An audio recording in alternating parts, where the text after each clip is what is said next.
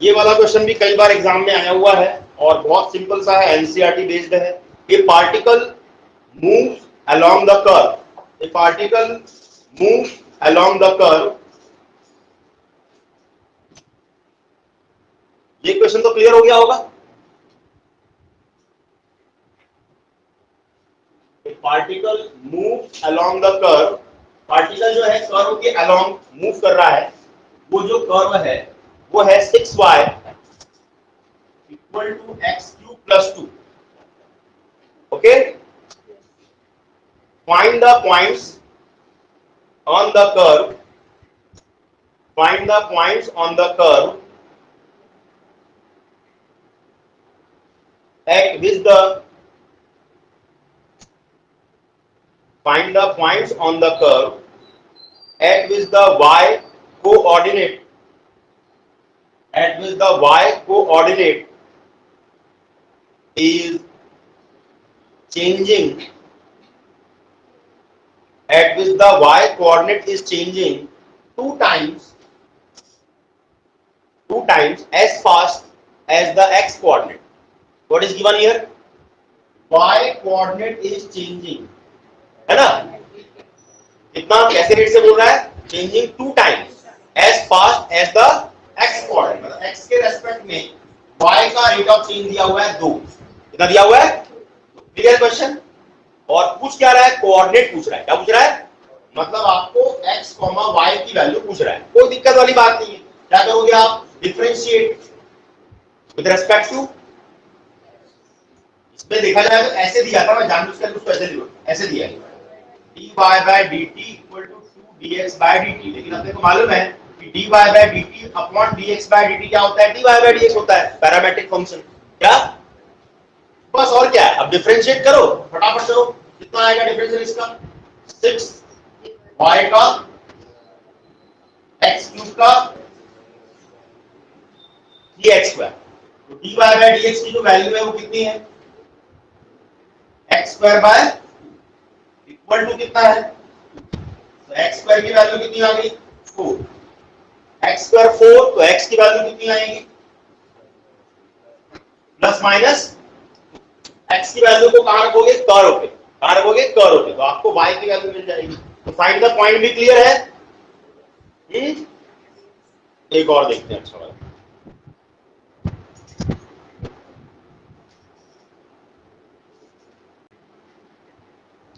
Question लिखोगे क्या? देखो, ए मैन 2 मीटर टॉल, आसान सा क्वेश्चन है। A man 2 metre tall walks at a uniform speed, walks at a uniform speed of 6 km per hour, of 6 km per hour away from a lamp post, away from a lamp post 6 meter high, away from a lamp post 6 meter high। ठीक है, मतलब एक lamp post, मतलब वही बिजली खंभा, वहां से क्या हो रहा है? वो दूर जा रहा है। कितने स्पीड से? 6 किलोमीटर पर आवर की स्पीड से दूर जा रहा है और लैंप पोस्ट की हाइट है 6 metre. Find the rate at which the, find the rate at which the length of his shadow increases, length of his shadow increases. जो उसका शैडो का लेंथ है, find the rate at which the length of his shadow increases। in short, आपको उसके shadow का increase होने का rate निकालना है और गिवन क्या है? दूर जाने का रेट गिवन है। डायग्राम कैसे बनेगा आपको मालूम है ना भाई? ये ऐसे करके यहाँ पर ये 6 मीटर हाइट का क्या है? लैंप पोस्ट है, और जो डैश रहेगा लड़का वो छोटा सा रहेगा, नहीं भाई? तो रहेगा नहीं यार, हम लोग को कंपेयर में क्या आधा थोड़ी रहेगा। ठीक है, इतना बड़ा होगा कर देते हैं, बड़ा बना देते हैं। ठीक है, ये दूर जा रहा है। ठीक है, तो ये दूर जा रहा है, इसका मतलब क्या हुआ? और बड़ा करना पड़ेगा फिर डायग्राम के हिसाब से। ठीक है, ये है 6 मीटर का लैंप पोस्ट, और जो डैश है मतलब बालक है वो कितने का है? बालक नहीं है, आदमी, 2 मीटर का आदमी है। ठीक है भाई, बड़े कम से कम इसका। ठीक है, 2 मीटर का आदमी है, मान लेते हैं आदमी का अपन नाम रख देते पी और क्यू। आदमी का नाम विधि सर देते भाई। ये तो आदमी है दूर जा रहा है, यदि ये दूर जाएगा तो क्या बढ़ेगा? शैडो बढ़ेगा कम होगा मैं नहीं जानता, लेकिन ये मालूम है कि ये जो है फिजिक्स के हिसाब से आप बता सकते हो बढ़ेगा कि कम होगा। यदि इस तरह का शैडो बढ़ेगा तो क्या होगा? कम होगा। फिजिक्स का नियम लगाओ भाई, फिजिक्स वाले आदमी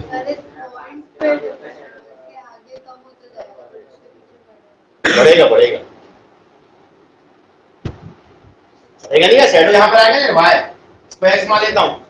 अब इसका दूर जाने का रेट गिवन है, दूर जाएगा तो क्या बढ़ेगा? ये बढ़ेगा नहीं। हेलो, ये बढ़ेगा, दूर जा रहा है उसका रेट दिया हुआ है, तो x के बढ़ने की रेट जो है वो कितनी है? बोलो कितनी है?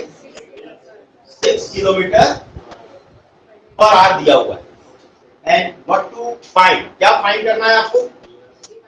इसका जो ये वैल्यू है,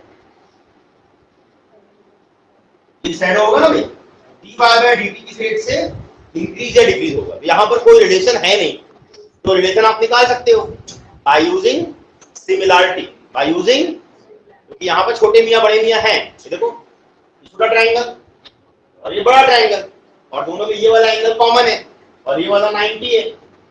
by double A they are similar. If triangles are similar then their corresponding sides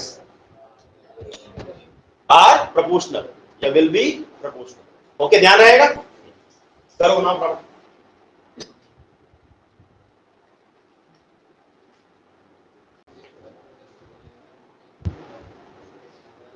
okay, लगाए आप लोग उसको। करेस्पॉन्डिंग साइड प्रोपोर्शनल, तो क्या होता है? करेस्पॉन्डिंग मतलब नाक को नाक से, कान को कान से, आंख को आंख से कंपेयर करना है। तो बड़े वाले ट्रायंगल का 6, छोटे वाले ट्रायंगल का 2। बड़े वाले ट्रायंगल का बेस कितना है? x plus y. छोटे वाले ट्रायंगल का बेस कितना है? y। ठीक है, करो।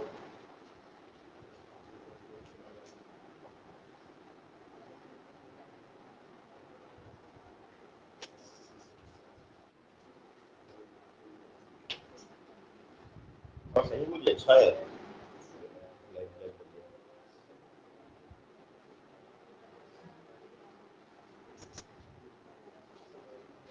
अब एक और क्वेश्चन बन गया ना, ये एकदम आसान है। रिलेशन आने के बाद ही बनेगा ना भाई, विदाउट रिलेशन कैसे बनेगा? और यहाँ पाइथागोरस थ्योरम मत लगाए ना, दो ट्रायंगल है तो सिमिलरिटी लगेगा, ये वाला एंगल बराबर और ये दोनों 90 हो गए, तो क्या होगा? ट्रायंगल सिमिलर होंगे। ट्रायंगल सिमिलर मतलब बड़े साइड का परपेंडिकुलर, छोटे का परपेंडिकुलर, बड़े का बेस, छोटे का बेस। ओके, क्रॉस मल्टीप्लाई कर दो, 3y बराबर कितना आ गया? x प्लस वाई, तो 2y बराबर आ गया x। अब दोनों साइड t के रेस्पेक्ट में डिफरेंशिएट कर दो, इसके रेस्पेक्ट में, t के रेस्पेक्ट में। 2 dy बाय dt और dx by dt, dx by dt कितना है? 6 है, dy बाय dt कितना आ रहा है? 3 आ रहा है। कितना आ रहा है? 3। ठीक है, तो at which the length of the shadow increases, हो रहा कहाँ होता है? डिक्रीज होगा ना तो नेगेटिव आएगा, कभी भी डिक्रीज होगा ना तो नेगेटिव आता है, मतलब ये इंक्रीज ही हो रहा है। क्या हो रहा है? ये इंक्रीज हो रहा है। ठीक है, फिजिक्स का रूल लगाना चाहिए, पता होना है क्या? देखो, a kite is moving horizontally, a kite is moving horizontally at a height of, a kite is moving horizontally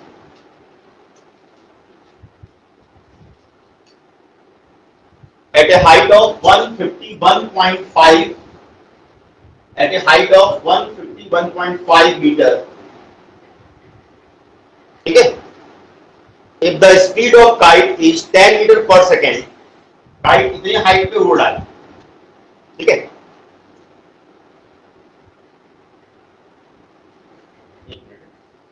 उड़ेगा तो उधर जाकर उड़ाएंगे ना, उड़ाएंगे नहीं। 151.5 मीटर पे उड़ा रहा है। ठीक है, अब लड़का कहाँ, लड़के का जो कुछ आपको दिया होगा हाइट वगैरह, हाँ क्या बोला? If the speed of kite is 10 metre per second, इसकी स्पीड कितनी है? 10 मीटर पर सेकेंड। तो पतंग आप उड़ाएंगे तो उसका आपको हॉरिजॉन्टल स्पीड दिया हुआ है, काइट इज मूविंग हॉरिजॉन्टली, ऐसे करके जा रहा है, ऐसे है लेकिन उसने हॉरिजॉन्टली दिया हुआ है, ठीक है। काइट इज मूविंग हॉरिजॉन्टली, कौन से स्पीड से, 10 मीटर पर सेकेंड। तो कुल मिला के ऐसे बढ़ने की रेट गिवन होगी। यहां कहीं पर खड़ा होगा, मेरे ख्याल से उड़ा रहा होगा, देखते हैं और लिखा है कुछ। Then how fast is the string being let out, how fast is the string being let out, how fast is the string being let out, जो धागा है इसका, ठीक है, जो धागा है वो किस रेट से क्या हो रहा है, जा रहा है। when the kite is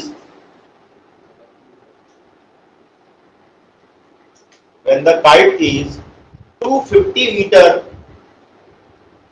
kite is 250 meter away from the boy, 250 meter away from the boy, मतलब पहले पूरा लिख लो, 250 metre away from the boy, मतलब ऐसे उड़ाएगा ना तो उस लड़के से ये डिस्टेंस दिया जाएगा, ठीक है। ऐसे तो आ रहा है उड़ाए से ना, ये डिस्टेंस दिया कितना, 250 मीटर, इंस्टेंट कुछ ना कुछ देगा, 250 metre away from the boy who is flying the kite, who is flying the kite, if the height of the boy is 1.5 metre, इसी में रुका हुआ है, लड़का जो है 1.5 मीटर का है, बॉय इज 1.5 मीटर, बॉय की हाइट गिवन है कितनी, 1.5 मीटर। अरे सिंपल समझ ले इसको, दिमाग में वो कर ले, कहानी बना ले, लड़का जो है उड़ा रहा है पतंग, उसकी हाइट कितनी है, 1.5 मीटर, ठीक है। पतंग जो है वो जमीन से कितने डिस्टेंस पर है, कितने हाइट पर है, 151.5 मीटर पे है, ये 1.5 है, ये क्या 1.5 है। तो कहा गया है कि आपको निकालना यहां पर क्या है, आपको निकालना है कि ये जो इसकी जो स्ट्रिंग है, मान लेते हैं स्ट्रिंग को कितना मालूम है, एल मालूम है, स्ट्रिंग है वो कौन से रेट से बढ़ेगी, कौन से रेट से बढ़ेगी, जब आपको दिया हुआ है क्या यहां पर, when L इक्वल टू कितना दिया हुआ है 250, मतलब ये L की वैल्यू गिवन है, उसको कुछ गिवन रहेगा ना भाई इंस्टेंट में, L कितना होगा 250 मीटर, तब DL का dt कितना होगा, तब क्या होगा, ये लड़के की हाइट 1.5 है, इग्नोर मत करना, ऐसे कर देना, और ट्रायंगल क्या बनाओगे आप, A B C, जहां से उड़ा रहा है उसको लेंगे अपन, ट्रायंगल ABC लोगे, टोटल हाइट कितनी 1.5 मीटर हो गया। अब आपको L मालूम है और ये लेंथ कितनी हो जाएगी, 150 हो जाएगी, 1.5 को माइनस कर दूंगा यार, AB की लेंथ कितनी होगी, पूरा है 150, 1.5 और इतना है 1.5, तो क्या हो जाएगा 151, और ये आपको मालूम नहीं है लेकिन मैं मान लेता हूं x, कितना x, इसको मान लीजिए x मान लीजिए। जो रेट गिवन है वो क्या गिवन है, हॉरिजॉन्टली किस रेट से बढ़ रहा है वो, 10 मीटर पर सेकेंड, तो हॉरिजॉन्टली बढ़ रहा है, क्या बढ़ेगा x, क्या बढ़ेगा x, तो x का जो रेट ऑफ चेंज है वो गिवन है, कितना गिवन है, dx बाय dt की वैल्यू गिवन है कितनी, 10 मीटर पर सेकेंड, x का जो रेट ऑफ चेंज है वो गिवन है, और आपको निकालना है L का रेट ऑफ चेंज निकालना है, तो लगा देंगे पाइथागोरस थ्योरम, क्या लगाएंगे, बन जाएगा ये पाइथागोरस थ्योरम के अकॉर्डिंगली जो स्ट्रिंग की लेंथ है वो कितनी है, L स्क्वायर, बेस कितना है x स्क्वायर, हाइट कितनी है 150 का स्क्वायर। अब दोनों साइड क्या करेंगे, differentiation with respect to t, with respect to t, because dx by dt is given 10 metre per second और L is given 250, L is given 250, x भी निकालना पड़ेगा लेकिन